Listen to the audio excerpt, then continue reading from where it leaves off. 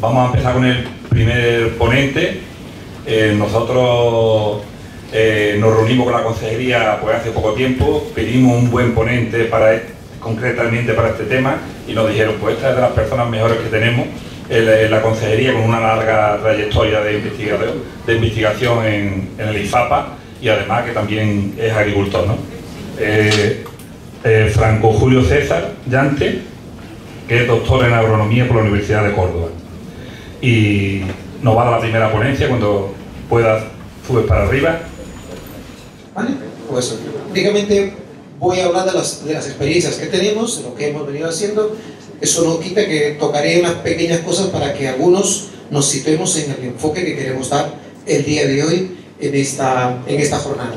Por otro lado, también como lo ha mencionado Juan, ya hace unos años, creo que un poquito del olivar conocía y dije voy a dar el siguiente paso para empaparme aún más. No sé si al final eso fue del todo positivo o negativo por el tema del tiempo al que tengo que dedicarle a mi labor de agricultor, ¿vale?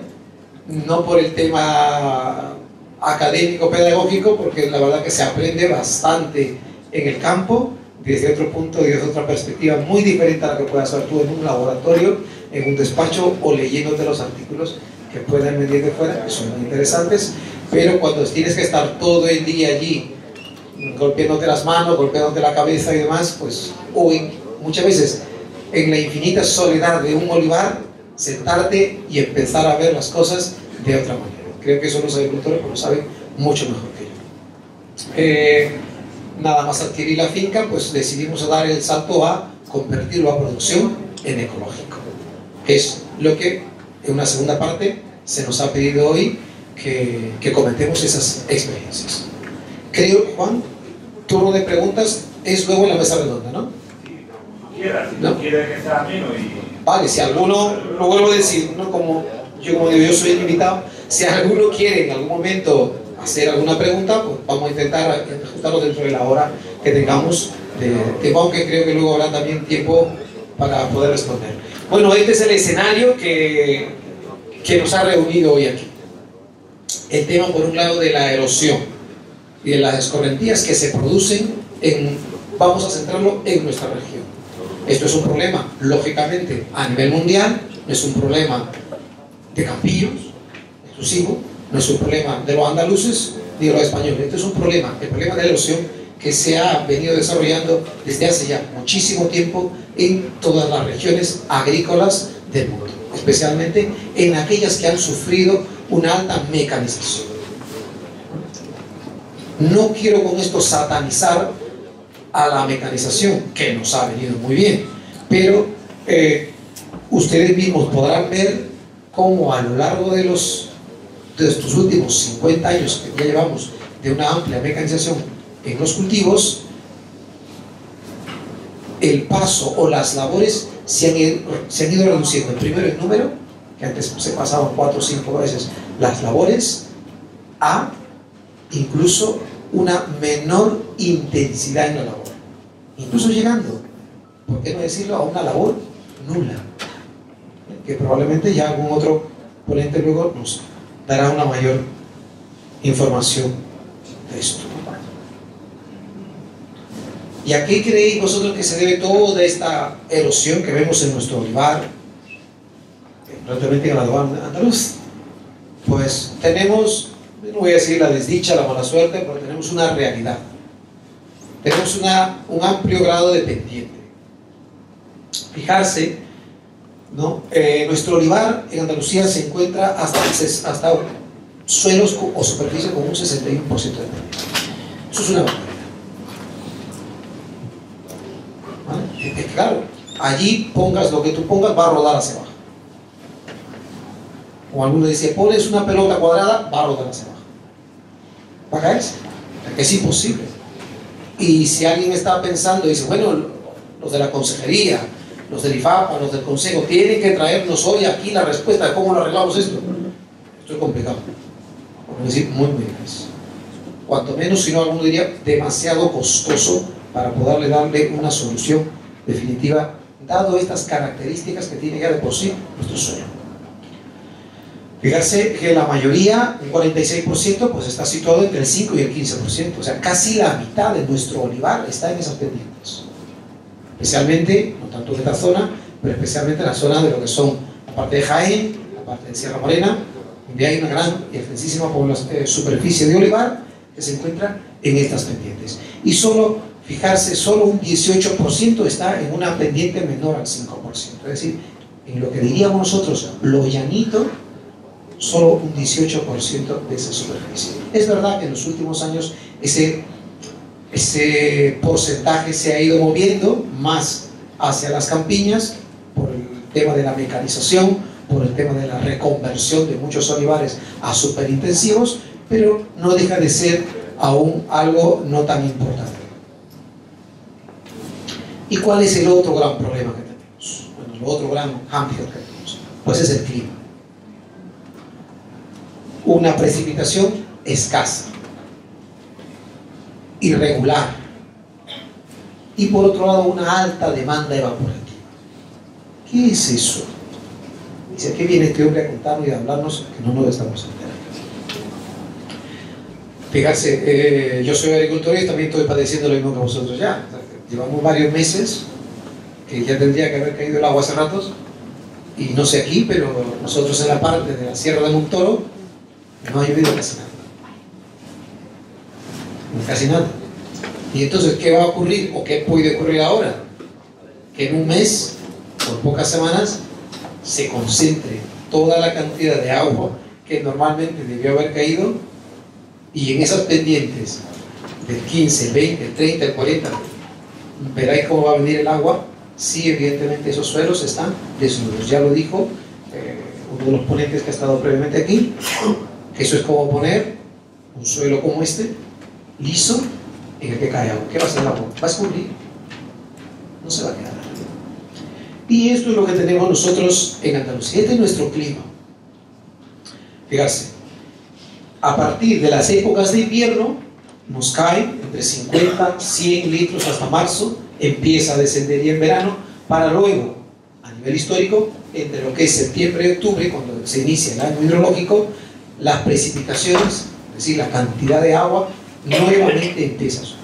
Alrededor, nosotros tenemos una media en Andalucía entre los 500, 700, 800 algunos años de litros al metro cuadrado que nos van a caer. Entonces, fijarse esa intensidad de agua que está concentrada en estos pocos tiempos. Y por otro lado, tenemos que hay una elevadísima demanda evaporativa. Es decir, yo siempre lo hablaba con los agricultores por el tema de riegos. El sol demanda un impuesto, no nos va a cobrar euros.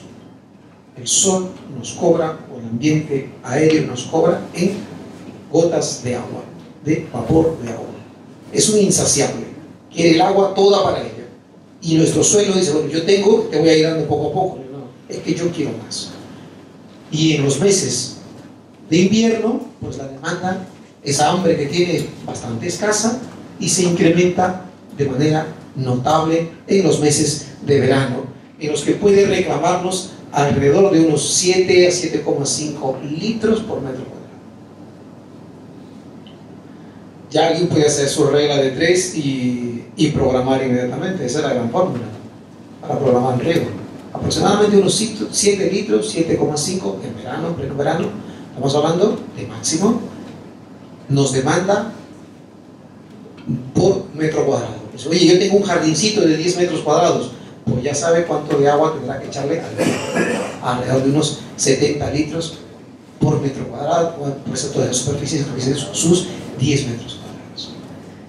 No obstante, no es tan fácil el cálculo. En el caso del olivar, tenemos, gracias a Dios, el olivar, por eso está en Andalucía, dice, yo no voy a pagar de esa manera tan libremente, y el olivar se resiste y no paga 7, sino tiene, como quien dice, un pequeño margen y dice, bueno, pues yo voy a pagar 5, 4 con algo, no voy a pagar los 7. Bueno, pues son 4 litros al metro cuadrado o 5 litros al metro cuadrado. Pensar que una hectárea, que es un campo de fútbol aproximadamente, tiene 10.000 metros cuadrados. Sacar la cuenta del agua que va a necesitar ese olivar. Y estas dos condiciones, la pendiente y la temperatura han condicionado dos cosas muy importantes. Primero, un escaso número de árboles por hectárea. Claro, si no tenemos agua, no vamos a poner 1000 olivos en una superficie pequeña. Sé que es lo primero, nuestros abuelos dirían, sé que, vamos a ver qué cabeza cabe llenar esto de olivar, sé que no entra, sé que no puede, esto ya lo hemos probado, sé que no entra. Pues han puesto marcos de 80 olivos, 100 olivos, 120 olivos por hectárea. Es únicamente cuando han aparecido las nuevas técnicas, especialmente de fertirriego, cuando esos marcos se han ido reduciendo, y hoy estamos viendo pues, los superintensivos de más de 1500 hasta 1800 olivos por hectárea, pero eso es otra cosa. Y esto también ha condicionado que los volúmenes sean cortos, los árboles son pequeños, especialmente la sierra, son más chicos, porque claro, no tienen para darle de comer de agua a toda esa demanda que hemos visto anteriormente. Y una cosa muy importante, esto ha posibilitado y ha hecho que ante la escasez de agua, cualquier enemigo que no sea nuestro cultivo debe salir fuera del campo. He ahí el primer miramiento que debemos hacer. Cualquier hierba que estaba y que no era requerida en el campo, se le cortaba la cabeza. Para colmo, y como tercer punto, yo quiero poner otra cosa. El hombre descubrió y pasó de una atracción animal que permitía únicamente el laboreo de las superficies más llanas, más bondadosas, más fáciles. Oye, esto tiene que ser terrible. Yo no me he metido con esto en plan ecológico, pero incluso pues, muchas pendientes, por lo difícil que era la labor aquí, se dejaban. Y ahí estaba el olivar. Iba creciendo hierba, no hacían 5 o 6 pasadas, indudablemente, el pobre hombre no tendría tiempo para toda la faena que tenía que hacer, hasta que ya a partir de los años 50, pues vino la gran revolución de los tractores y la mecanización. Esto se ha ido intensificando, hemos utilizado aperos de gran valía para remover, voltear el suelo, incluso nos hemos atrevido ya, con los tractores cadenas, a subir a pendientes donde antes con el apero apenas nos interesábamos. Y ahora digo, mira, esa pendiente del 20-25%, pues yo con el cadenado voy para arriba. Enganchaba un apero, tiro para arriba. Suelos que antes no se movían, ahora empezaban a moverse, gracias a la mecanización. Y esto, por otro lado, ¿qué trae también? Pues bueno, ya que puedo, no solo hago una pasada, hago 2, hago 3, hago 4, las que haga falta. Yo lo que quiero es, y eso siempre se lo digo a los agricultores, yo lo que quiero es que el suelo de mi campo esté tan limpio como el suelo de mi salón. Porque, ¿qué es lo que ocurre? Como no lo haga así, mis vecinos me tachan de sucio, de marrano, irresponsable, porque si no, sé que ahí crece fuego. Luego otros me llaman de todo porque dicen, no, es que en toda esa maraña también se crían bichos que luego me van a afectar a mí. Lo que él no sabe a lo mejor qué bichos son, a lo mejor incluso el otro debería cobrarle, pero bueno, eso es otra historia. Pero esa es la mentalidad que hemos tenido hasta ahora, siempre. No puede haber ninguna planta que no sea el cultivo en el campo, y hay que darle otra pasada. Y en verano, venga las rastras, venga las gomas, porque yo no lo había visto lo de las gomas de tractor. Empiezan a pasar gomas enormes de tractor tiradas con cadenas para subir a la montaña y yo, vale, están todo el día ahí. Oh.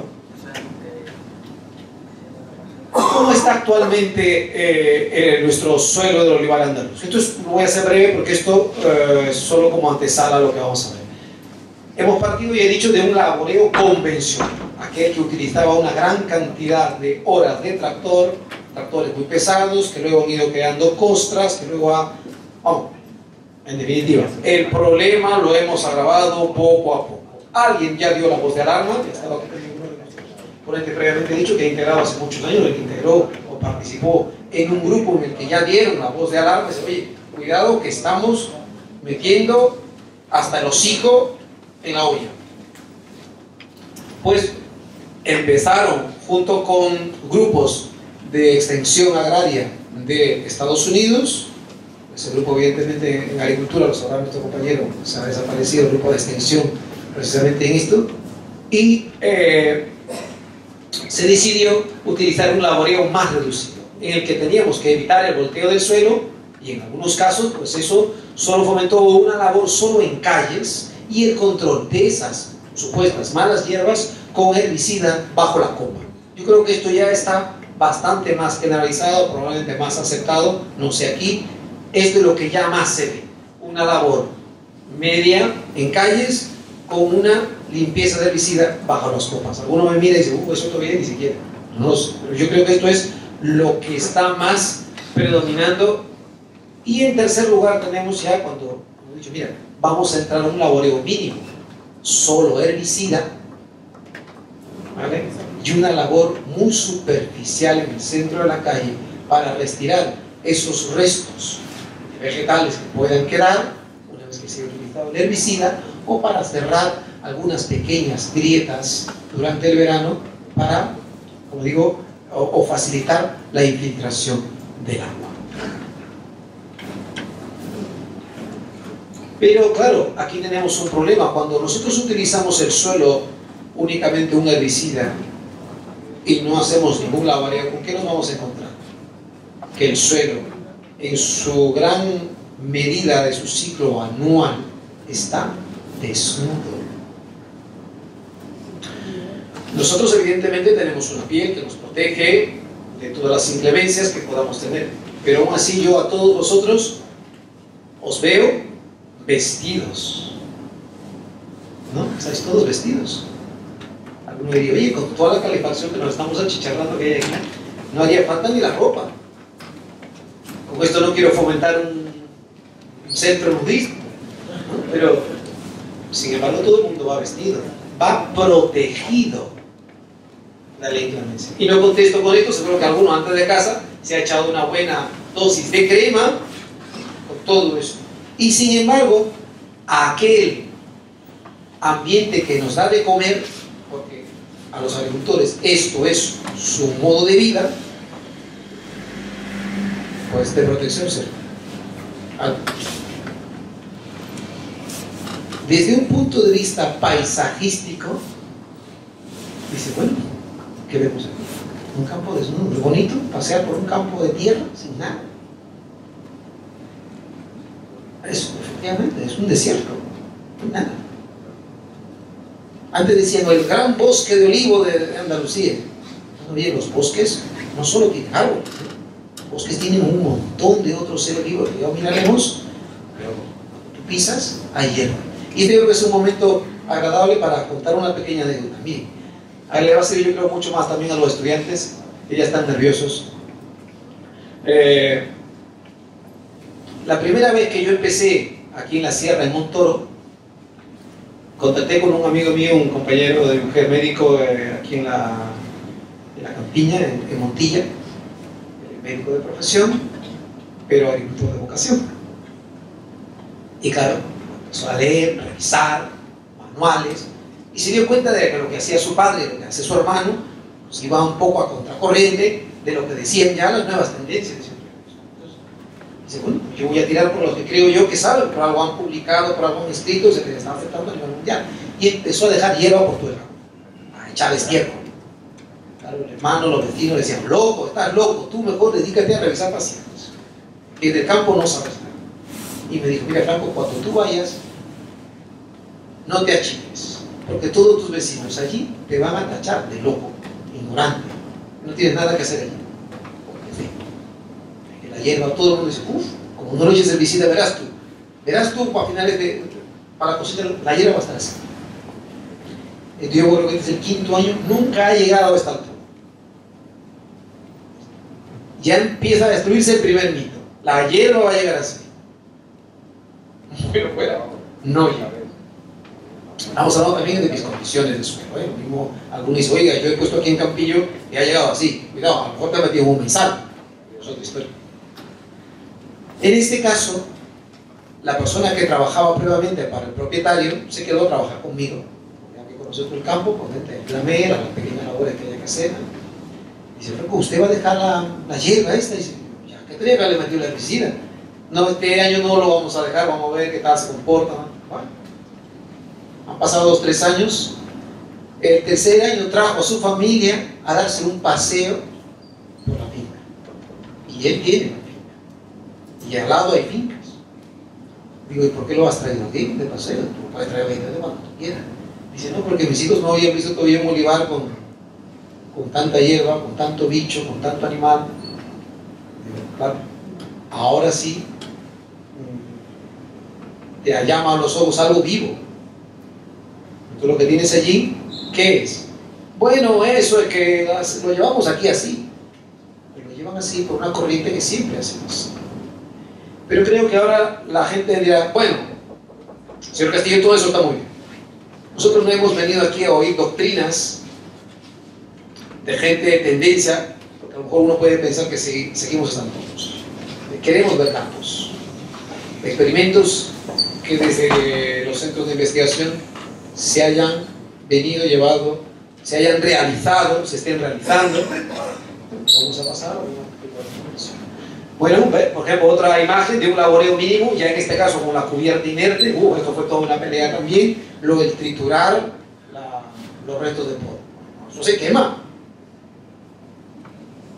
Usted sabe lo que se va a gastar en triturar esto en un terreno en pendiente. Dice, si el tractor no puede subir, vamos a tirarlo, bajamos toda la madera que podamos a un suelo con pendiente donde el maquinista nos garantice que no va a haber ningún problema de riesgo. Dice, cortar, traer, tirar abajo, luego, o sea, son mucho dinero. Nos salió el año pasado, el anterior, creo que fueron 33 euros la hora de triturado. 33 euros la hora. Nada. Media mañana lo tenía todo hecho. Si nosotros vamos fomentando este tipo de actitudes, es indudable que las empresas van a valorar estos servicios. Si solo hay un tractorista, pues evidentemente no va a dar abasto y el precio es alto. Pero si vamos a demandar este tipo de servicios de empresas, los costes van a ir bajando.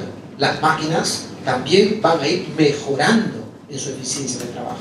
Por tanto, esto es lo más probable que de cara aquí será lo que vamos a hacer. Por una cosa, estamos gastando muchísimo dinero en fertilizantes.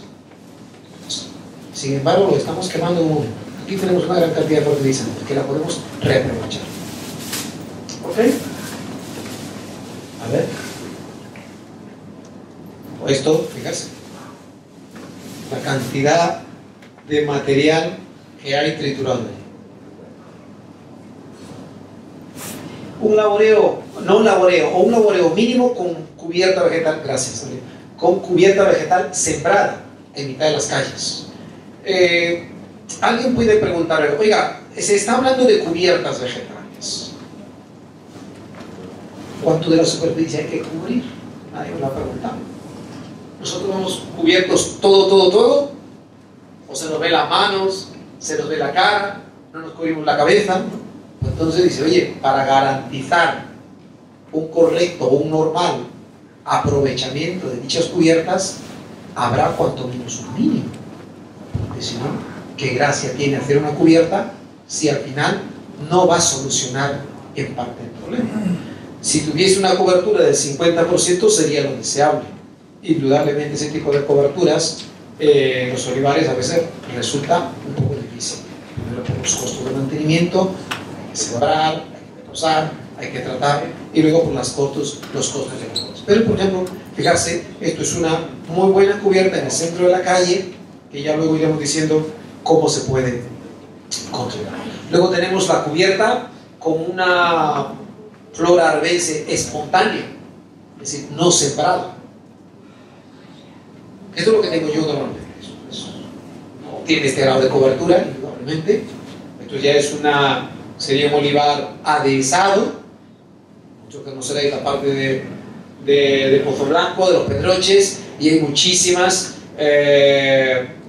explotaciones olivareras en las que indudablemente esto se trata también de vegetación vegetal, pero tratada con herbicida en el centro de la calle que permita las labores de la recolección, y manteniendo el centro de las calles con la cubierta vegetal.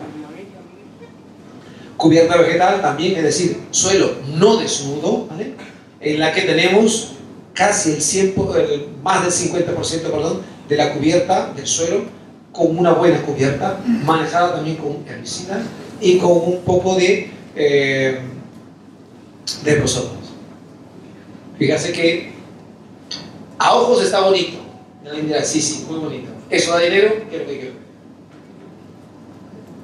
Que se puede, evidentemente, tratar con una desbrozadora, que luego tardaré a ver si nos da tiempo, hay distintas maquinaria moderna ya, de martillos, o en este caso de cuchillas, que puedan perfectamente trabajar en lo que es nuestro olivar, dejando siempre una franja pequeña para el semillado.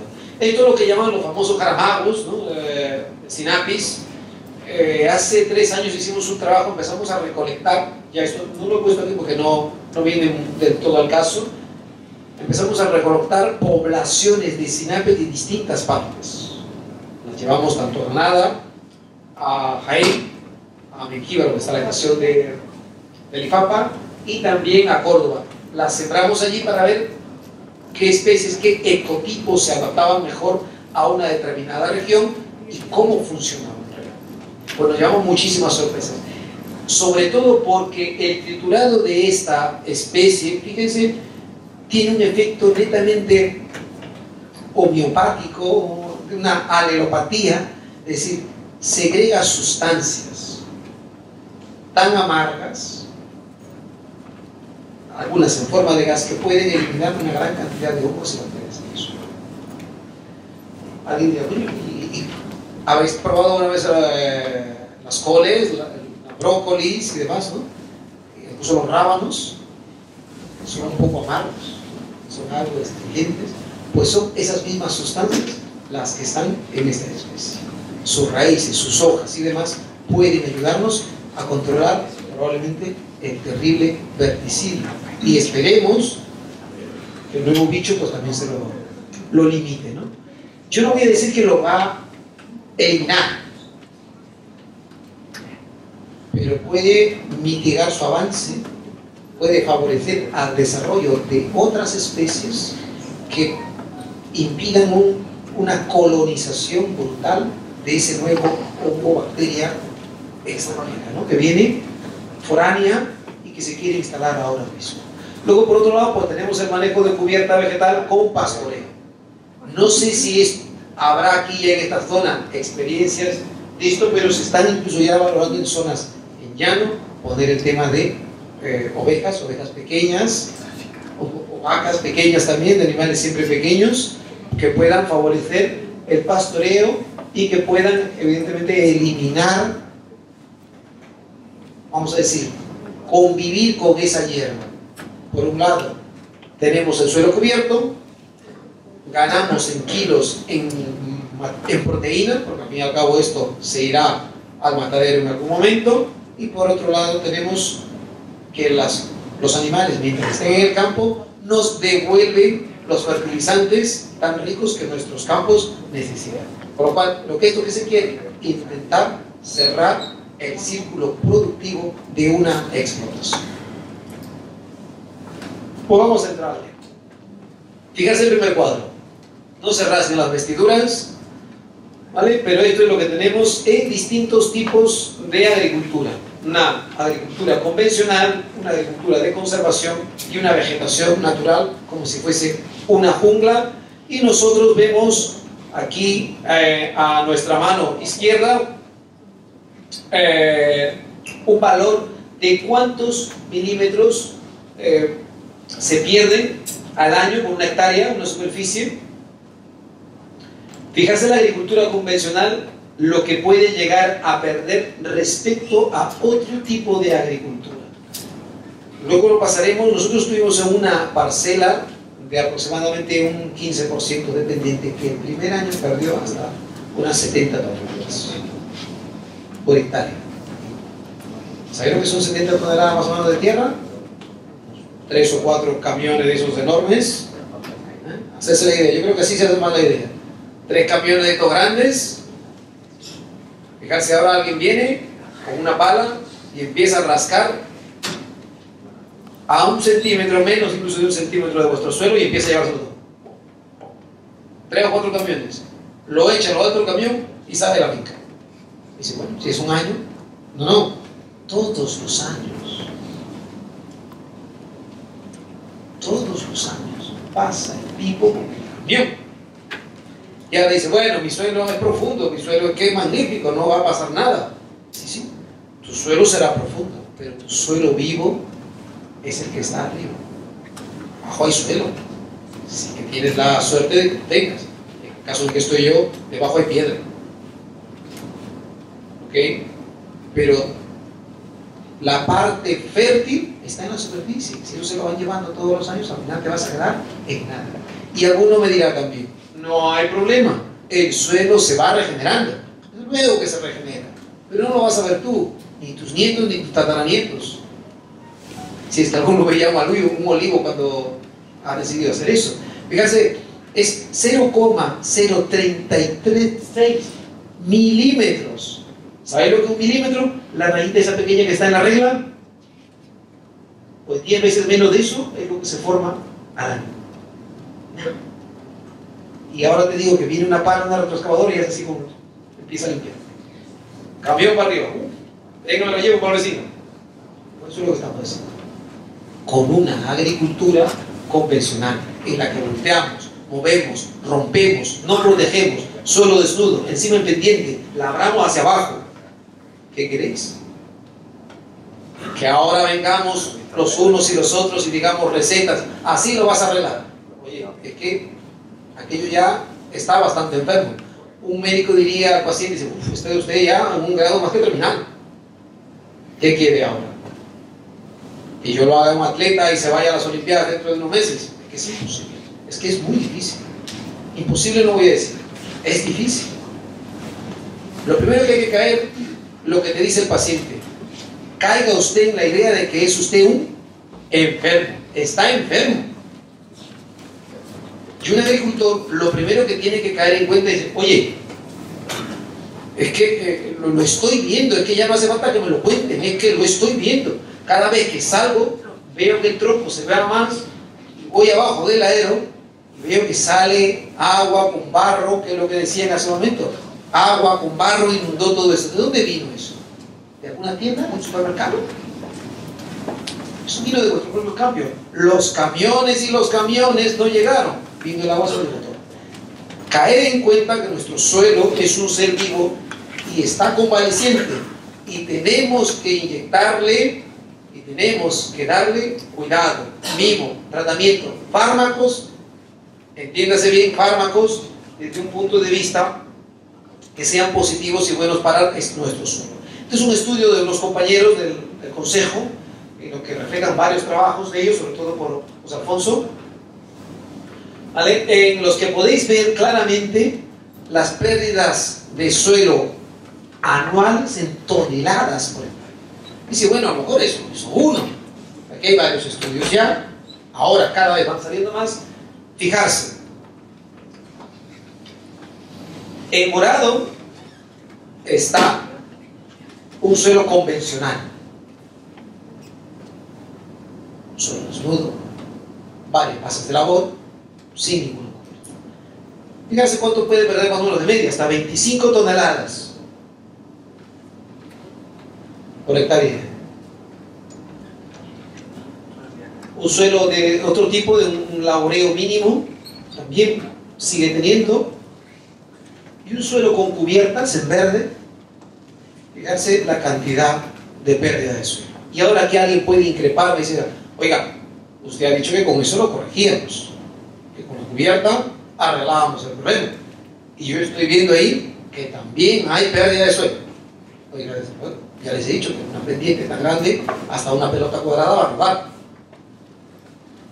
Y en un suelo con cubierta, y una cubierta que no esté bien llevada, o no sea la especie más idónea, ¿qué es lo que va a encontrar? También va a haber una pérdida de suelo. Pero va a ser infinitamente menor. Porque no tiene comparación. Y entonces, ¿sobre esto qué hacemos? ¿No hacemos nada? Oye, yo creo que no. Yo creo que alguien ya tendría que estar saliendo por la puerta a ver qué hace. ¿Vale? Un experimento que llevamos en Benacazón, la zona de Sevilla, ya tirando para Huelva, hace unos años, dijimos, bueno, vamos a ver realmente cuánto de tierra se lleva esto en una explotación en la que el agricultor lleva muchísimos años con una pequeña cubierta suya, de manera natural, espontánea, una cubierta espontánea, en la que aquella que se llama, que no hace falta sembrarla, sino de especies autóctonas que van saliendo de manera natural en nuestra parcela y en nuestro campo. Pero por otro lado dijimos, oye, vamos a poner unos depósitos al final de la ladera para medir la escorrentía y pesar luego también y medir la cantidad de suelo que pierde esa finca en esa superficie de alrededor de unos 15% de pendiente. Lo llevamos durante 2 o 3 años y empezamos a poner, además, esto no lo voy a mencionar, tomamos muestras de insectos. Aquí nos empezamos a meter con los insectos. Dice, bueno, además de medir esto, vamos a medir realmente cómo va la antropofauna de estas parcelas. Pues cogimos, ¿ve? Aquí estos pequeños son los pozos donde se va a recolectar los lodos y demás, y en estos 3 tratamientos, que ahora lo mencionaré, se han ido poniendo las distintas trampas, tanto para insectos aéreos como para insectos del suelo, y poder luego contabilizarlos. Estos son los primeros resultados. Abajo tenéis la cita bibliográfica por si alguien quiere detenerse y sacarle más detalle, ¿vale? El efecto del tipo de cubierta, porque son 3 cubiertas que hemos probado, y labores del suelo sobre la escorrentía y la pérdida del suelo. Fijarse que en el año 2009-2010 pusimos tratamientos de una labor superficial, una labor pequeña, no estamos hablando de voltear el suelo, una cosa bastante ligera. Una mezcla de semillas, eran 10 especies que nosotros mezclamos y sembramos, y regras, que para algunos pues sencillamente es una gramínea que se adaptaba bastante bien a esta zona, y dije, bueno, vamos a probar. Tenemos una precipitación en ese año hidrológico de 985 milímetros, bastante agua ya, porque le había caído pobre. Algunos me dijeron, le he echado un poquito para acá, quita nomás, que si no se nos inunda otra vez aquí es el centro, no tenemos nada. Y dice, bueno, suelo perdido en toneladas por hectárea. Fijarse el de arriba. ¿El de fondo lo han podido ver? ¿Qué pone? ¿Lo veis, los alumnos del centro de formación? El de más arriba, ¿qué pone? ¿Qué valor pone el labor superficial en suelo perdido? 71,8. Muy bien, hay uno con buena vista, ese no debe ir al visionado. 71,8 toneladas por hectárea. Y hablamos de una campaña, señores. Y hablamos de un suelo que tenía una labor moderada mínima. No estamos hablando de meterle un arado de vertedero y dar toda la vuelta. Indudablemente yo creo que eso se acababa, ¿no? Digo yo.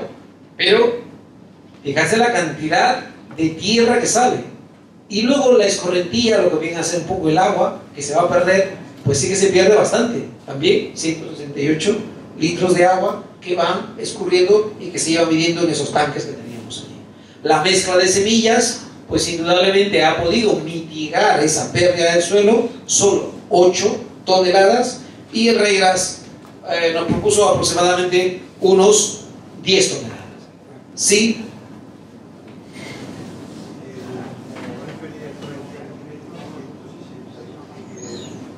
Son litros de agua.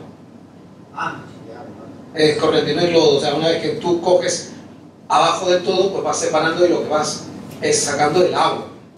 ¿Vale? Entonces alguien dice, oye, porque claro, luego está el argumento de es que si hay hierba, no tenemos agua. Es que además de eso, te ves que el agua se te va. Hay un costo, que lo ha mencionado, me parece, el representante aquí de la consejería. Hay un costo que se está estudiando con los expertos. Una cosa es lo que le cuesta al agricultor, que su dinero le cuesta. Y otra es, ¿cuánto le cuesta a la sociedad esto? que al final vamos a tener que pagar entre todos, porque la sociedad somos todos los que estamos aquí. A ver si van a decir, no, eso lo pagan los agricultores. O uno dirá, eso que lo paguen ¿no? Pero al final todo va a repercutir, y además el alcalde lo ha mencionado, todavía se están realizando las labores de saneamiento, de adecuación de las vías que se han dañado. Es decir, ha habido un coste, y hay un coste. Cuando las cunetas se llenan de lodo de fango, que constantemente hay que limpiar, ese coste de dónde, ¿quién creéis que lo va a pagar? ¿El agricultor? El agricultor no lo paga. Es un coste que lo tenemos que pagar entre todos. Con lo cual todos tenemos que caer en la conciencia de esto. Oye, es que se está perdiendo suelo, que no solo le va a costar al agricultor, que con sus aceitunas haga lo que quiera, pero es que entre todos vamos a pagar esto. La factura la pagamos todos, ¿eh? Sí. Correcto. No es un dato erróneo. Yo de hecho ayer cuando lo estuve pasando, volví a revisar, digo, a ver si estoy metiendo la pata y me he equivocado. No es un dato erróneo. Es agua. Claro, no se ve el mismo efecto, pero también pensar que es un 15% del pendiente, que no es poco. ¿Vale? Si se hubiese hecho una pendiente menor, que efectivamente la población vegetal no está del todo acentuada. Cuando eso se haga, una raíz compacta y pasen los años, otro gallo va a cantar. Efectivamente, entonces estamos hablando de un ensayo inicial que ahora pasaremos otros 3 años y que esto no se ve un efecto de manera inmediata. Perdón, ha pedido la palabra el caballero de digo. Sí, si además lo combináramos con terrazas o sin terrazas. Dígame, no lo digo yo bien. Si además pudiéramos combinarlo con terrazas o sin terrazas. Indudablemente, todo lo que nosotros pongamos como contrarrespuesta al sentido de la pendiente, a lo que venga, va a ayudar. Todo. Por eso es ahí que decía yo, cuando le dice a un agricultor, oye, tú eres un marrano, eres sucio, mira lo que dejas, ¿cómo lo dejas? Claro, el agricultor lo que quiere es dejar obstáculos para que la fuerza, primero, que bien se ha indicado, de la lluvia al caer, no destruya los agregados del suelo. Cuando cae una gota, no he puesto ese dato, la fuerza que tiene, yo iba a tirar una manzana a uno y dice, tiene fuerza, se me da la cabeza, porque es una gota de lo alto que cae cuando cae el suelo. Y uno dirá, pues sobre el suelo, nadie se va a morir. Evidentemente nadie se va a morir de nosotros, pero todo lo que hay ahí abajo se destruye. Pero lo peor de todo es que cuando la gota cae, cae como si fuera una bomba y va destruyendo y va minimizando las partículas cada vez más pequeñitas, más pequeñitas, más pequeñitas, más pequeñitas. ¿Y sabéis qué es lo que pasa cuando el suelo se hace talco? ¿Sabéis lo que va a pasar? Una cosa extraordinaria. Va a tapar el suelo. Los suelos, para que se filtre el agua, se ayudan de las raíces de los insectos que van haciendo agujeros. No solo del tractor que viene con la máquina. Eso va penetrándose y por ahí va entrando el agua, por esos poros. Esos poros no son zanjas de infiltración como las que vemos, son muy pequeñitos, muy diminutos. Si la gota cae, rompe una roca en miles y miles de fragmentos pequeñitos, ¿qué es lo que va a hacer? Tapar esos agujeritos. Y al final, cuando se va a llenar, eso es un pozo. ¿Y a dónde va a ir? A Campillos. ¿Vale? Entonces, fijarse... perdón, ¿le he dejado a usted? Porque al respecto de lo que ha dicho, me llamó la atención que la pérdida por corregir era muy similar a la superficial como el gobierno. Es que el 2009-2010 fue un año excepcional de lluvia. Estuvo todo el santo año lloviendo bien los días. Si en vez de 985 hubieran caído 500 o menos, que es lo corriente... se te adelanta. Se habría visto, vamos, una diferencia. Ahora vamos a ver la diferencia, pero o sea, hay 2 puntos. Un punto es interesante. Un año, digamos, normal, que yo recuerdo, aquel año estamos ya de agua hasta la rodilla, todos los días llueve. Dicen, nunca llueve a gusto de todos. Es el primer año, se estaba acentuando el proyecto, indudablemente, como ha dicho este señor, ha puntualizado muy bien, las plantas no estaban del todo compenetradas con el suelo, De paso, de hecho, es que nos pilló hasta una tormenta, ahora que lo recuerdo muy grande, que dice cuando las plantas estaban aún pequeñas, claro, todo te pilla, pero aún así con todo dices, oye, la pérdida de suelo sí que es el sujeto. Bueno, sí, pero el agua no, porque con 15% en una plantación de cubierta que no está de todo acentuada, además le metes garrote de agua, pues va a correr. Es indudable. Bueno, nos vamos al 2010-2011, siguiente campaña. Ha caído ya un poco menos. Aquí, al menos, se ve una ligera, pero vuelve a verse esa pérdida de agua más diferente en el plano del reglas. Lo que yo quiero resaltar en este primero es la pérdida del suelo, ¿vale? Este dato se confirma. En el segundo año, labor superficial, es el suelo menos deseable que diríamos nosotros, en el suelo en el que pasamos una labor, sigue perdiendo hasta 50 toneladas, 50 toneladas en cada hectárea.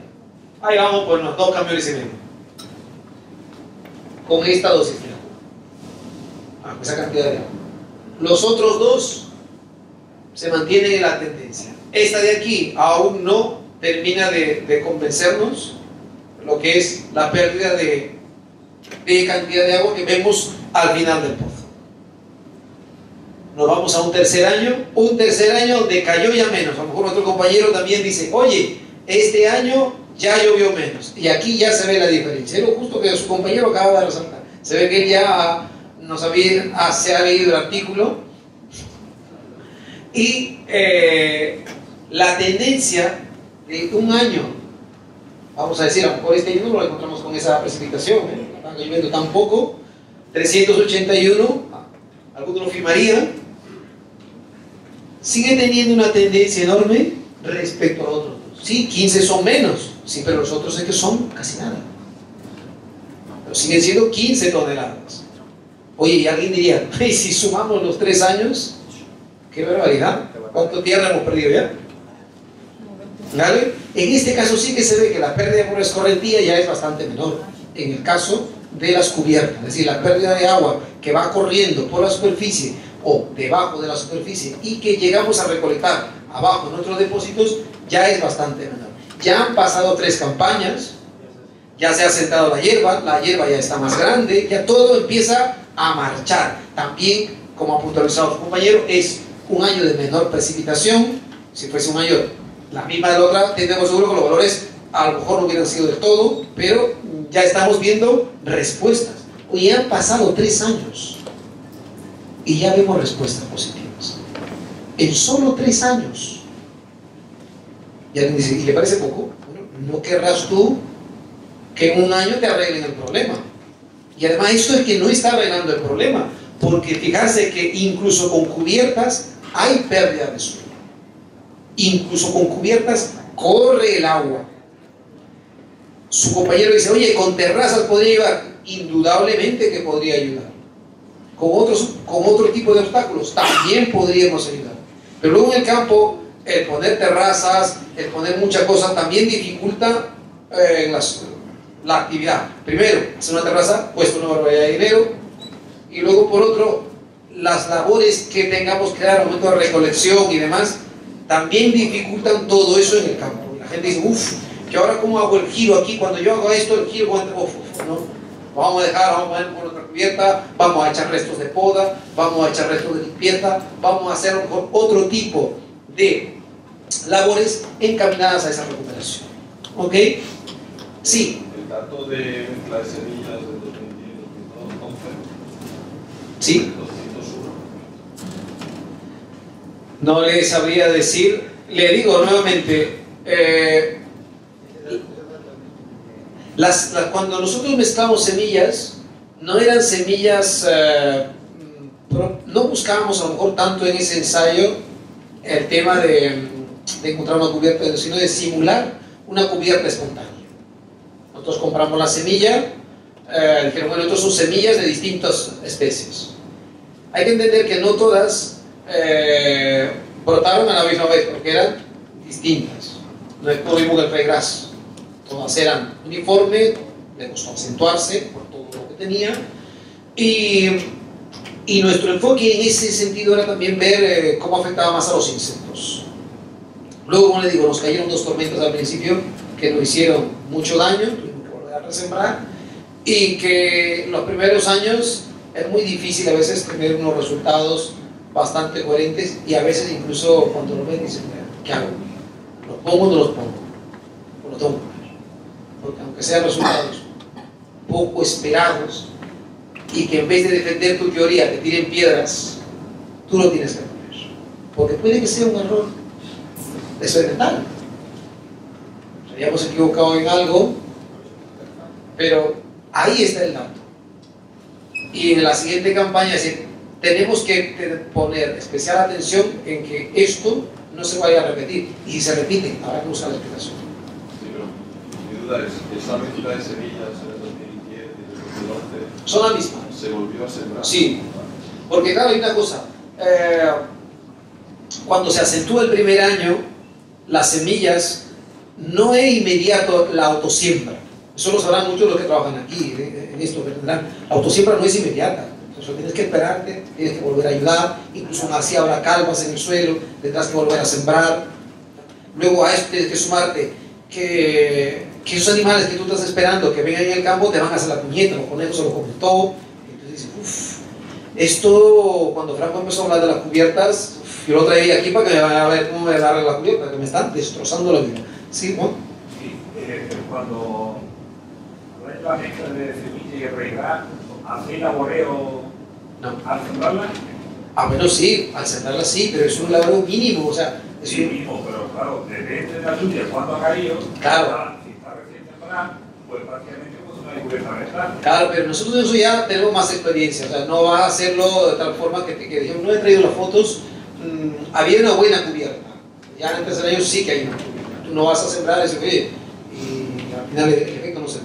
Además el efecto se ve claramente en el tema del suelo perdido, porque si no, los 3 hubiesen dado lo mismo, o muy parecido. La media, indudablemente, pues es una media de precipitación en 3 años. Estamos hablando en el suelo de labor superficial de unos 50 toneladas en 3 años. Y en los otros, pues estás viendo de una cantidad bastante pequeña de pérdida de suelo. Bueno, alguien aquí, pues bueno, Franco, está muy bien, el tema de la pérdida de suelo es excelente. Bueno, medio me convences, medio no. Bueno. Esto es un cuadro, miren, que os lo he puesto para que veáis cómo evoluciona la pérdida del suelo en un año. Nosotros, claro, esto no se va midiendo en los tanques al final de la campaña, sino cada día se va haciendo una medida automática en función del agua que va cayendo. Esto lo teníamos de manera automática, aunque evidentemente cada semana tenemos que ir ahí a limpiar los tanques, a cuidar aquello. Y entonces cada uno de los puntitos refleja las distintas lecturas que hemos ido teniendo a lo largo de todas esas 3 campañas en el año 2009-2010, 2010-2011 y 2011-2012, perdón, y fijarse cuándo se produce, en qué momento se produce la mayor concentración de pérdida del suelo. Fíjense cómo en los 3, poco a poco va creciendo hasta que en el convencional, que es el de arriba, el naranja, llega un momento, incluso en diciembre, ya empieza a notarse una pérdida sustancial de unos 20 hasta casi 18-20 toneladas por hectárea, y luego ya en abril pega un subidón enorme.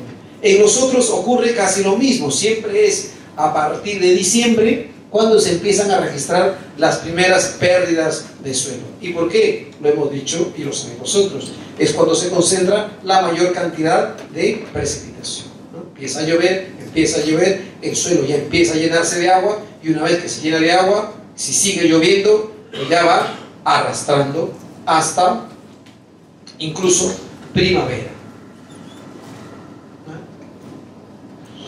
Ahora viene el tema peliagudo. Este trabajo lo presentó desde hace muchísimos años nuestro compañero Juan Castro, investigador, ha venido alguna vez por aquí, ¿le conocen? Muy bien. Un compañero que lleva hace muchísimos años trabajando en el tema de suelo, también viene trabajando mucho con la antropofauna, y últimamente se ha decantado más a medir el tema del carbono, que se recupera o qué se aprisiona en todo esto, ¿no? Restos de poda, biomasa, que al fin y al cabo es materia orgánica, el carbono que podemos mantener en nuestro campo.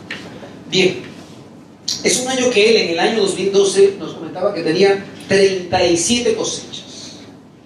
El tío ya le dio años para hacer el estudio. 37 años llevaban evaluando esta finca, creo que era en Jaén, donde iban midiendo los distintos árboles. Él lo explica muchísimo mejor porque es un ensayo que hicieron ellos y que lo fueron continuando otros grupos. Fijarse la cantidad, son 70 árboles por hectárea, muy poquitos árboles, diría alguno, muy poquitos, pero es lo que había. Fueron midiendo olivo por olivo de los distintos tratamientos que hicieron, a kilo por árbol, y los experimentos que se montaron fueron un suelo con laboreo, un suelo sin laboreo, una cubierta vegetal tratada con herbicida, una cubierta tratada solo con desbrozadora y una mezcla de desbrozadora y un poco de grano. Al cabo de estos últimos años, esta es la media que nos ha reportado. Uno puede pensar, bueno, si yo voy labrando, pues al final voy a tener muchísima más cosecha que si tengo una cubierta vegetal. ¿Por qué? Hemos hablado siempre de que la cubierta vegetal es un competidor de recursos. Compite por agua, y agua tenemos escasita, sobre todo en el momento más dificultoso, en primavera, o a partir de primavera, la hierba empieza a consumir agua y también empieza a consumir recursos nutritivos que la planta requiere. Fíjense que tanto el no laboreo como la cubierta tratada con herbicida, es decir, suelo desnudo y cubierta pero tratada con herbicida, de media tienen unos 30 kilos por olivo. Al tamaño de olivo a lo mejor uno dirá muy poco. Es un ensayo en secano, El laboreo aproximadamente 20 kilos, estamos hablando de unos 10 kilos menos. Bueno, ahora vamos a utilizar la cubierta, pues no con herbicida, sino como lo que estamos intentando ver aquí, el tema ecológico, pues con una desbrozadora o con una desbrozadora luego pasado con un poco de grano. La respuesta entre los dos es bastante parecida, pero menor que la tratada con el herbicida. Yo, por experiencia personal, creo un poco dónde puede estar el problema. El problema, la explicación a esta pregunta, que muchos seguro que ya lo saben. Tú cuando tratas de hacer con herbicida en una cubierta vegetal, ya lo haces evidentemente, pero puede hacer a partir de marzo, antes de que aquello empiece a florecer, dejando una pequeña banda para autosiembra. Puedes hacer bastantes controles en el tema de la cubierta, pero con la desbrozadora no puedes. No es tan sencillo. El primer año empezamos a desbrozar. Venga, vamos a comprarnos una desbrozadora de martillos para desbrozar. Compramos, utilizamos mucha piedra, tronco, no, solo martillos. A los 10 días la hierba empezó a crecer nuevamente. ¿Y esto qué? Si lo acabamos de comentar. ¿Otra vez? Pero si los libros y todo dicen que esto hay que cortarlo en marzo, antes de que eche la semilla, justo cuando está empezando a florecer, no sé qué, no sé qué, no sé cuánto, compendios, tratados, escritos, y te vuelve a crecer la hierba. Y te acuerdas de todos los que escribieron eso y dicen, no me fastidie después de la paliza que me han pegado, desbrozando las calles con la desbrozadora, desbrozando debajo del olivo con la maquinita de desbrozar, olivo por olivo, en plena montaña, y ahora empieza esto a crecer otra vez. Y al segundo año ya no va a hacer. ¿Cuándo desbrozas al segundo año? Más tarde. Ahí tenéis ya la diferencia. Porque claro, si tú empiezas en marzo, junto con el mismo momento en que echas el herbicida, te encuentras con esto. La hierba vuelve a crecer. Hay agua, indudablemente ya vuelve a crecer. Y tienes que hacer otro segundo paso. O un tercero. En suelos como los que tenéis vosotros, Ya quisiera tener un suelo en el que dice, bueno, engancho la máquina, le pego un pase en marzo y un desbrozado, pues se lo puedo abrir y con eso ya lo he controlado. Pero en suelos de relieve con dificultad para el tractor, eso no es máquina. Yo en la sierra siempre le digo a las personas que vamos también a cursos, o pensamos en otra máquina, o en otros tipos de máquina, o el tema de la agricultura ecológica aquí únicamente pasa por el uso de animales. No tiene más. O inventamos una máquina realmente eficiente para ese tipo de relieve. No estoy hablando que sea vuestra situación. Yo camino aquí, ves que los suelos son bastante más manejables para eso, y alguien no se quiere complicar porque el uso de animales, como la administración tiene también su tarea de papeles y gestiones y demás, y allí en la sierra sobre todo, que tiene que, como se te escape, que te salga el caballo, el lío que se monta, y entonces dice, mira, yo no quiero incurrir en más problemas administrativos, mejor paso el tractor.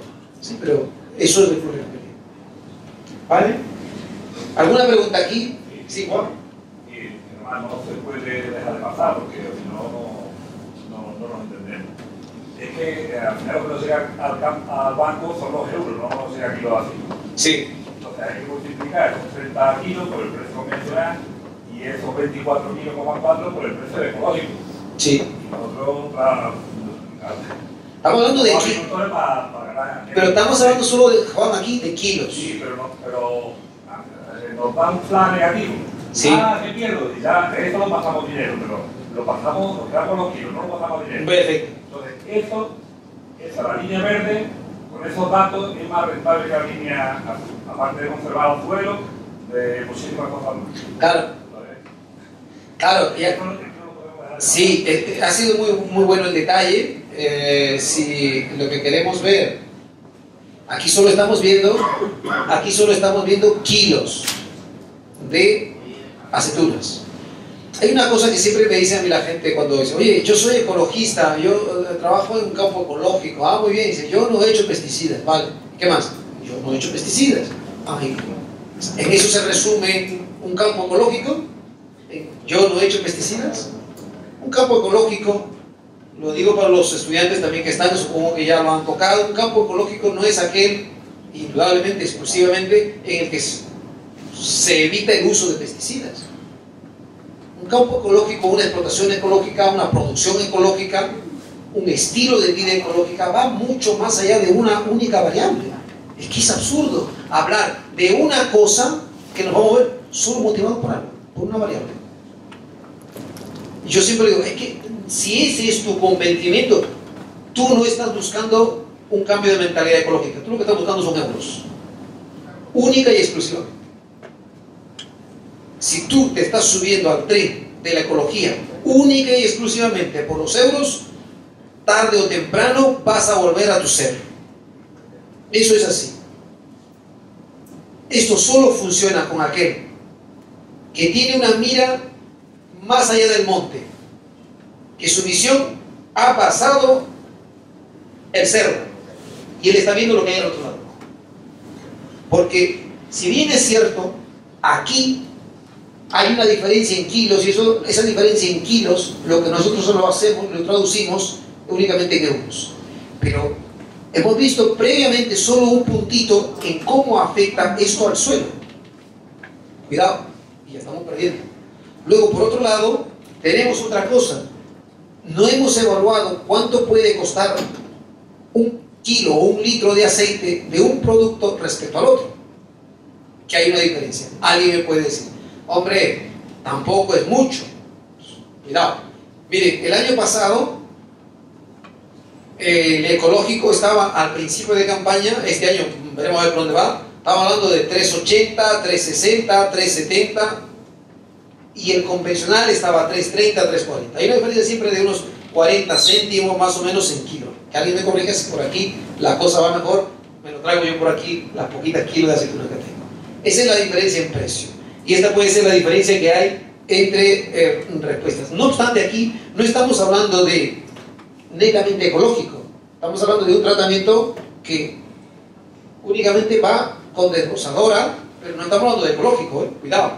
Que ya digo, el ecologismo no es únicamente aquel que no echa herbicida, aquel que mira muchas cosas. Mira el respeto contra el suelo, mira el uso adecuado y no indiscriminado de los recursos hídricos. Pasa también porque quieras dejarle algo a las generaciones futuras, y eso indudablemente involucra un cuidado contra el suelo. Es que son muchas más cosas. No es sencillamente, venga, oye, a Kilo nos vamos, a Euro nos vamos. Claro, eso puede resultar contraproducente a la hora de echar. Tenemos que tener miras mucho más allá del monte. O sea, oye, y por otro lado, mire, yo es que lo tengo convencido, y también lo han dicho aquí los representantes antes que han estado hablando con nosotros. Europa, ¿hacia dónde apunta? ¿Hacia dónde está apuntando? No me refiero únicamente Bruselas con el momento de las subvenciones, que también, que ya en este último año nos han dicho, cuidadito que vamos a puntuar más el tema de respeto con el medio ambiente. Pero no solamente la condicionalidad, que todo el mundo está agarrado a la condicionalidad ahí por la subvención, no, vamos a dar un paso más, vamos a apretar las tuercas un poco más, vamos ya a verde, con pisos de verde, y eso involucra muchísimo más actuaciones por parte del agricultor para poder engancharse a las ayudas. Pero por otro lado hay otro, que desde Europa, que es ese mercado grande que miramos siempre, que nos quiere, para que nos compren otros productos, cada vez está muchísimo más concienciado que nosotros. Aquí a París o a Berlín, si queréis, a comprar un producto que garantice claramente que no lleva trazas de pesticidas, que sea un producto respetuoso con el medio ambiente, que sea un producto que le garantizan que los pobladores de esta zona se van a quedar en esa zona, que estamos hablando de olivos vivos, estamos hablando de tierra viva, no solo hablamos de kilos por árbol, sino que hablamos de poblaciones. Aquí tenemos gente joven. Si esta gente joven no le garantizamos nosotros con lo que trabajamos, que puede ser nuestro campo, nuestra labor, ¿qué van a hacer estos muchachos, estas chicas? Pues a Málaga, a Antequera, o a Córdoba o a Sevilla, porque mi superficie que tengo no me da para vivir. Por tanto, vamos a empezar ¿a qué? A despoblar los pueblos. Otra vez. ¿Y qué hacemos para nuevamente repoblar? Subvenciones, señores. Subvenciones. Oye, pero ¿no podíamos haber arreglado este problema muchísimo más antes, formando a los agricultores, impulsando que haya una agricultura diferenciada, que luego está mucho más valorada en otros países, que nos van a pagar más por nuestro producto y además nos van a permitir seguir viviendo aquí? Entonces, ¿por qué estamos dándole la vuelta y vamos ahora a esperar aquí 10, 15 años subvenciones para que esta gente joven que se fue hace 20 años vuelva? Es que yo creo que todo esto hay que tener miras. Sí, caballero, dígame. Sí, estoy de acuerdo, pero en concreto, dentro de la gráfica que estabas enseñando hace un momento, sí, a nivel de kilos por árbol, sí, viendo cómo tienes los datos de tantas cosechas, sí, mi sugerencia es que hicieras la evolución de medias de, por ejemplo, de cada 6 años. sí, Porque te puedes encontrar que aunque eso sea 24,4 con desbrozadores, 24,9 con desbrozadores grada, puede ser que sea más constante y que la de no laboreo y la de cubierta herbicida se esté reduciendo en las medias que vayan avanzando con el tiempo. correcto. Te puedes dar cuenta que quizá dentro de 20 años Hay una evolución. ese 30 de la no laboreo de cubierta herbicida ya no están por encima de las dos últimas. Correcto. Sí, muy bien, muchas gracias por su puntualización. Está claro que sí. Vamos a tiempo, ¿no? Vale, pues vamos, yo creo que con esto sí. Han hablado de una dependencia del agricultor, pero una cosa que no se dice es cuánto vale salir el precio. Sí. Porque pagamos bien una cálculo la tierra. Correcto. Sin embargo, la dejamos ahí, fuera. Correcto. O sea, vuelvo a decir, o sea, cuando hablamos de esto, y yo con esto voy a terminar porque no quiero tampoco cuando hablamos con esto, no podemos tener una única variable. Hay muchas variables que tener en cuenta. Hay que tener miras para otro lado. Muchas veces nos hablan de los otros políticos, oye, que los políticos que no sé qué, que estamos hartos, no toman decisiones, no nos perjudican. Pero si nosotros en nuestra propia casa, en nuestro centro de trabajo, no tenemos esa misma mira de decir, ¿qué pasa con el correr de los años? ¿Qué va a pasar? Nuestro suelo se está perdiendo. ¿Cuánto estoy tirando yo de ese suelo? Y cuando ese suelo esté empobrecido, o cuando, como dice su compañero de guerras, vaya perdiéndose la producción y yo lo quiera vender, pues digo, esto ya no me vale. Ahora verás tú quién te lo va a comprar y cuánto te van a pagar por aquello. Entonces, ahí yo me reiré y digo, mira lo que has hecho. Uno ha cultivado y ha progresado y el otro indudablemente. Bueno, señores, yo estoy encantado y ha sido para mí una sesión agradable. Creo que luego a lo mejor si queda en los pasillos con algunos intercambiar algún dato o una información, podemos hacerlo, Juan. Bueno, aunque tenemos media hora de retraso, creo que por menos 5 minutos de pregunta podemos avanzar. Si queréis, alguna persona, si tiene alguna duda. Sí, Juan. ¿Tiene datos como esto, pero de agricultura convencional y agricultura ecológica? En kilos y pero no lo tengo aquí yo así. No, hoy no. Hoy no lo tengo aquí, pero yo... Harían falta los datos de estos 24,4 que están convencionados con las hojas convencionales. Sí, un dato económico. Pues datos con ecológico, con desierto, con... Claro, pero para aquí lo que hemos visto con la experiencia sobre todo en Sudamérica es que si hace todas las cosas bien, mejoran los resultados de la agricultura convencional. En invernadero, sí. En aguacate, en muchos cultivos se produce más cantidad de kilos. Hay una cosa que en este gráfico, por ejemplo, no, que puede también incluso va atado con las cosas que habéis dicho los tres. Nosotros hemos medido en uno de los otros estudios cuánto de nutrientes se va tanto en ese suelo como en ese. Una cosa que no está puesta aquí, porque esto va a ser demasiado borroso, no vamos a meter más cosas, ¿vale? Eso involucraría también más tiempo. Habéis visto que hemos tocado solo una parte y ya nos hemos pasado, ¿vale? Eso es lo que siempre queremos contar más y ustedes quieren ir más. Hay un dato en el que nosotros hemos medido cuánto de nitrógeno, cuánto de fósforo, cuánto de potasio y de materia orgánica perdemos en esos suelos y en esos lodos que se nos ponen. Y luego nos cansamos nosotros de aplicar más dinero a la caja, chin, chin, para obtener.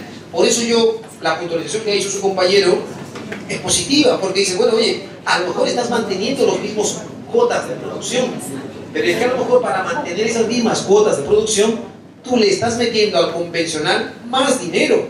Claro, si abonas más, es lógico que el olivo, por algún lado, recupere eso que está perdiendo. Pero tú estás perdiendo ya dinero respecto a la otra vez. ¿Vale? Tener cuidado de eso únicamente. ¿Alguna otra pregunta más? A ver, para la gente joven. Aquí está.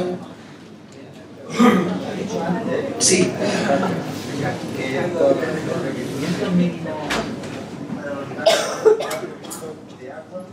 Metro cuadrado. Sí.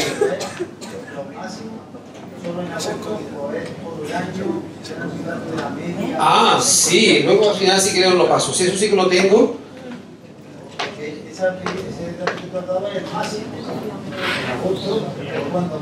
Aquí tengo lo demás, es más fácil también. Miren, acuérdense. Enero, febrero, más o menos es 1. Voy a empezar. Enero 1, marzo 2, febrero. Eso, va con su mes. ¿Y junio qué es? 6, ¿no? ¿Julio qué es? 7. Agosto ya no vale, ese ya de ahí no cuenta, lleva otra vez para abajo, ¿ok? Pero esa medida es la que nosotros hacemos en un campo de fútbol, en una superficie parecida a un campo de fútbol, a un césped. ¿Por qué? Porque queremos que la mayor superficie esté cubierta y simule a la pérdida de agua que puede tener esa superficie. Un campo de fútbol, ¿ok? Eso es esa pérdida. Ahora usted mira, pero es que un olivar que no está encubierta, que tiene un suelo de escudo, no es un campo de escudo, porque hay calvas entre copa y copa.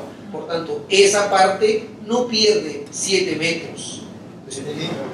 Por otro lado, la resistencia que tiene la hoja del gras, que está medida, respecto a la hoja coriácea, dura y fisiológicamente muy bien adaptada del olivar, no es la misma que la otra especie. Por tanto, la hoja del olivo se adapta y llegado un momento en que la demanda de agua es altísima, cierra la boca y me quedo callado, no voy a perder nada. Mientras que el otro dice, tengo que seguir tirando y abriendo y va perdiendo. Entonces, por tanto, la demanda que pueda tener ese dato de 1, 2, 3, 4 es el máximo para todas las especies, pero no es de cada especie. ¿Ok? A eso tendría usted que multiplicarle. A ese, más o menos, voy a ponerle un 0,5%, un 0,6, un 0,7 aproximadamente. Es decir, si yo tengo 7 por 0,7, ¿cuánto voy a hacer? ¿Por qué un 0,7? Más o menos un 0,6, un 0,7 es el factor de corrección que hemos sacado nosotros para el olivar. El olivo no es ese campo. Por eso yo le he dicho que en pleno verano, más o menos, podemos hablar de un 5. ¿Vale? En pleno verano, de un 5. No va a ser igual, ya va a subir. Claro. En pleno verano volvemos al punto cero.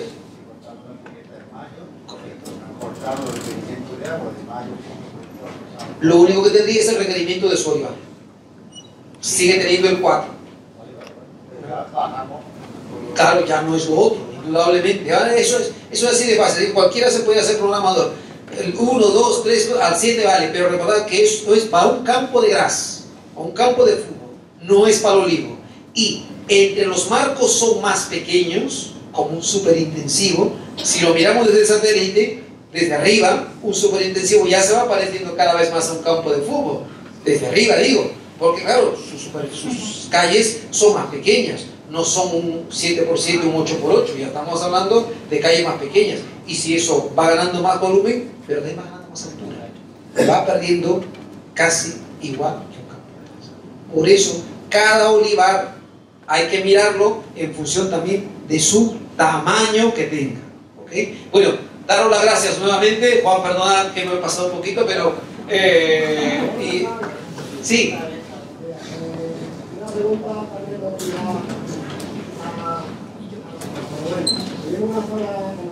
sí.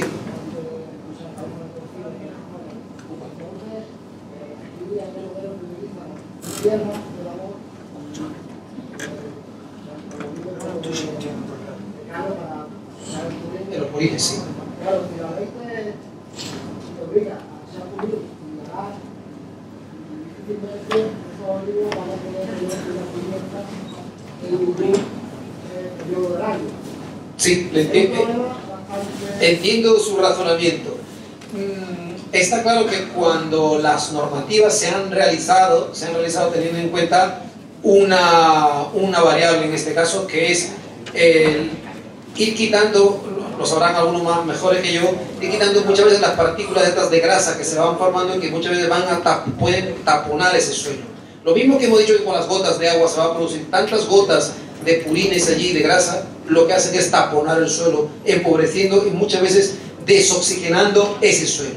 No le queda más remedio que remover un poco para permitir eso. Es lo que yo le podría dar.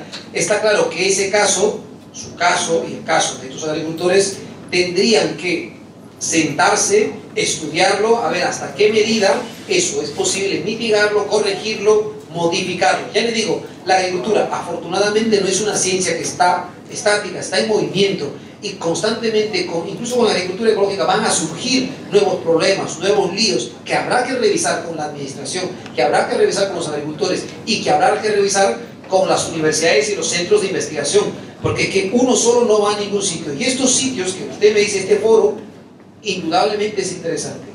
Yo en algún momento que tenga como alguno de hablarlo, diré, oye, me comentó precisamente un agricultor que tenía este problema, ¿cómo lo están viendo? De eso no se ha dicho nada. Pues tal vez, incluso con COA, con las sociedades agrarias, acercarse y decir, oye, ¿qué es lo que pasa? Vamos a hablar nuestros... Esto se puede de alguna manera revisar, pues hay que estudiarlo. Yo no le puedo dar mi juicio porque indudablemente desconozco la temática. Bueno, con esto, muchísimas gracias, señores, señoras, hasta muy pronto, espero. Juan.